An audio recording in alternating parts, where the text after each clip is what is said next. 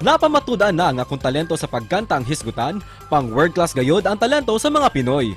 Usanan niini si Steven Bedolido, lumad nga taga Cagayan de Oro City ug karon na narabaho sa nasod sa Vietnam isip usa ka English teacher. Siya nakasalmot kaniadtong 2019 sa ASEAN Song Contest Plus 3 din iyang nakauban si Kapuso Diva Aicelle Santos. Sa maong kompetisyon, sila nahimong mananaog. Busa, sayran tang iya makadasig na istorya sa pagpaningkamot ug mangayo usab taog tambag gikan kaniya unsaon pagbayad ng talento sa pagkanta. Dinhilang sa GMA Regional TV Live.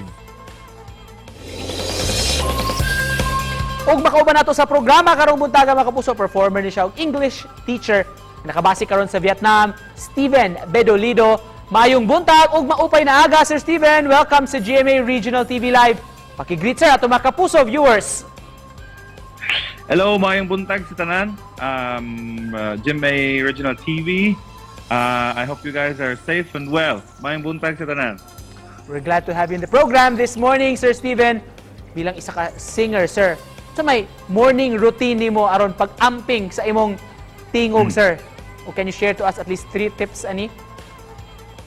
Sure. Actually, no, very keen kayo ko sa not eating any sweets. So that's the first thing akong gina-remind sa ako ang self. And second, I try not to drink cold drinks. Na siya. Tapos, pinaka-last, importante kayo ang rest as a singer. Kaya para bawi yun ang itong power pag mukanta tagbalik. Hindi kayo sa sweets, cold drinks, o importante yun ang rest. Of course, take note na nasa itong mga kapuso, Sir Steven, hisgutan imong talento, sir. May we know about your humble beginnings as a singer? Isa may nagtudlo nimo og kanta kaniadto o kinsa pa sab ang naka-dasig, naka-inspire nimo ini, sir? Yes, you know what, back when I was many years ago, na-inspired ko kay ang akong mama, kahilig kayo siya magkanta. Ako ang papahilig ko siya magkanta. And then, there was one time na gi-encourage ko nila na mag-join og singing competition, no? Tapos, everyday halos ginapaalaw ko sa akong mama maminag mga songs. Tapos, ginatudluan po ko niya usahay. Unsa man ang labing unang singing contest nga imong naapilan before o kumusta man? Una na ko nga singing contest, ni-appeal ko sa Puerto, barangay sa Puerto.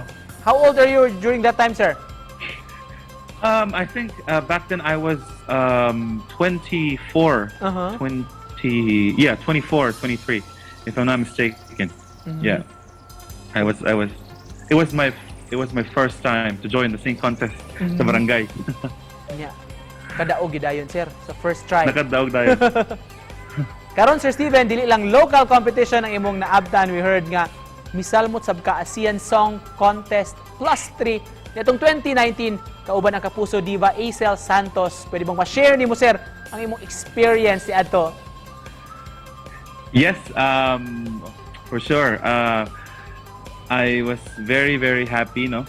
First, I was very, very blessed kasi I was chosen as isa sa mga mo represent sa Pinas, sa Philippines, in an international stage. And also, given the fact you are representing with the one and only Aicelle Santos of GMA Kapuso, it's such an amazing time that we shared together during the event. Kung hatagan ka og kahigayunan, Sir Steven, nga maka-duet ang usa ka Kapuso singer, kinsa man kini og ngano? Good question. I tried ano na ko akong self nga I really wish na makipag-duet ko, no, soon kay Miss Aicelle Santos. She's really one of my idols ever since, no? I remember the times when we were talking together during the competition. She talks about her life as a singer back in SOP and when she traveled to Europe and many other things. Ug di na mo palabyon, Sir Steven, ang kahigayunan this morning, pwede ba mangayo mi og few lines gikan kanimo? Kailangan kita ngayon at kailanman. Kailangan mong malaman na ikaw lamang ang tunay kong minamahal. Ang tangi kong hiling ay makapiling kang muli. Oh. Salamat. Wow, thank you Thank you. so much, Sir Steven.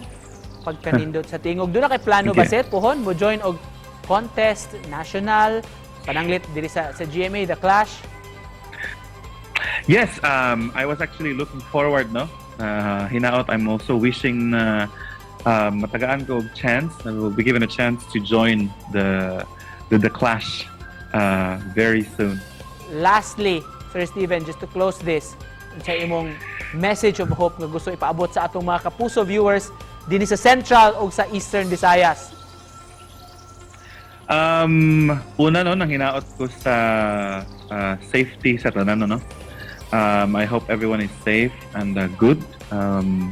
Labi na karon sa sitwasyon karon, no? Also, let's offer everyone peace for the entire world. And siguro for people who are aspiring to become really good singers, just really continue on the things that you really love to do. Like, keep on singing. Wow, thank you so much for joining us this morning, Thank- sir. O pagpaambit sa imong talento sa atong mga kapuso, gikan sa Vietnam, Steven Bedolido. Salamat, Sir Steven! Thank you very much. Salamat.